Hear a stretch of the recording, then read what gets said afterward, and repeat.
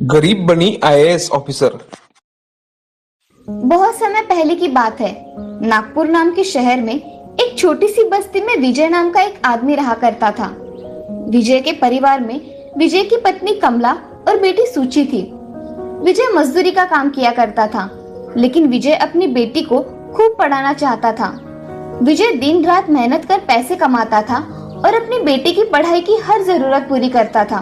सूची भी बहुत मेहनती और होशियार लड़की थी। सूची को घर के हालात और अपने पिता के दिन रात के मेहनत का पूरा एहसास था। सूची हर साल अपने स्कूल में फर्स्ट आती थी।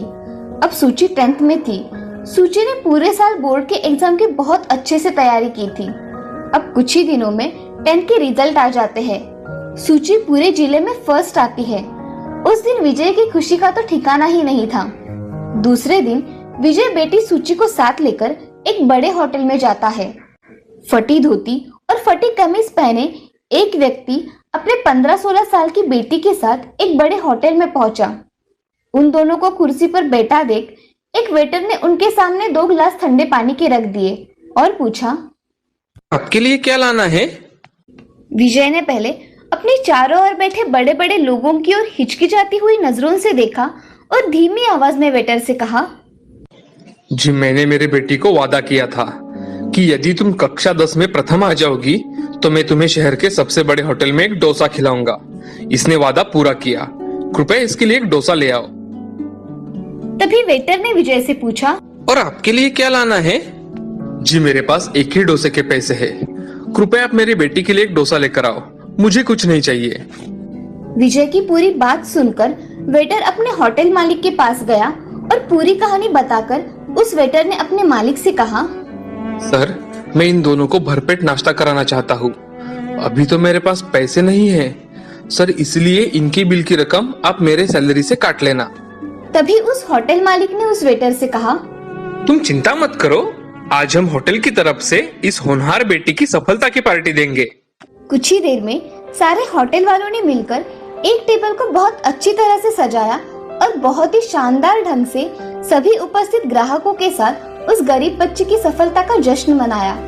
होटल मालिक ने सूची को एक बड़े थैले में 3 डोसे और पूरे मोहल्ले में बांटने के लिए मिठाई उपहार स्वरूप पैक कर दी। इतना सम्मान पाकर आंखों में खुशी के आंसू लिए विजय और सूची अपने घर चले गए। समय बीतता गया और एक दिन वही सूची आईएएस की परीक्षा पास कर उसी शहर में कलेक्टर बन गई। सूची ने सबसे पहले उसी होटल में एक सिपाही भेजकर कहलाया कि जी आपके होटल का मालिक कौन है? जी मैं हूँ, कहिए आपको क्या चाहिए? जी मैं कलेक्टर ऑफिस से आया हूँ। आज कलेक्टर साहिबा आपके होटल में नाश्ता करने आएंगी। क्या सच में? हमारे होटल में कलेक्टर साहिबा नाश्ता करने आने वाली है? जी हाँ, आपने बिल्कुल सही सुना। अब मैं चलता हूँ। होटल मालिक और सारे होटल वालों ने तुरंत एक टेबल को अच्छी तरह से सजा दिया। ये खबर सुनते ही पूरा होटल ग्राहकों से भर गया। कलेक्टर रूपी वही लड़की होटल में मुस्कुराती हुई अपने माता पिता के साथ पहुंची। होटल में उपस्थित सभी सूची के सम्मान में खड़े हो गए। होटल के मालिक ने उन्हें गुलदस्ता भेंट दिया और ऑर्डर के लिए निवेदन किया। तभी सूची ने खड़े होकर होटल मालिक और उस वेटर के आगे नतमस्तक होकर कहा, शायद आप दोनों ने मुझे पहचाना नहीं। मैं वही लड़की हूँ जिसके पिता के पास दूसरा डोसा लेने के लिए पैसे नहीं थे और आप दोनों ने मानवता की सच्ची मिसाल पेश करते हुए मेरे पास होने की खुशी में एक शानदार पार्टी दी थी और मेरे पूरे मोहल्ले के लिए भी कुछ मिठाई पैक कर दी थी।